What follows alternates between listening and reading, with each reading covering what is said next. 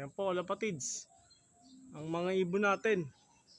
Maganda na ang formation, kalapatids. Ang ibon natin, nagsasadya na po talagang maganda na ang kanilang formation, kalapatids. Ayan na! Ayan na sila!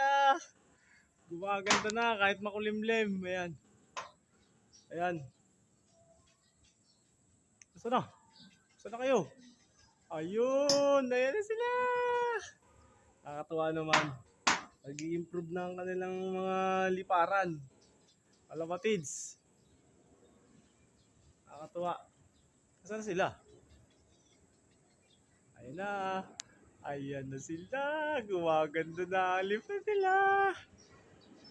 Parang hindi na nga mga baby.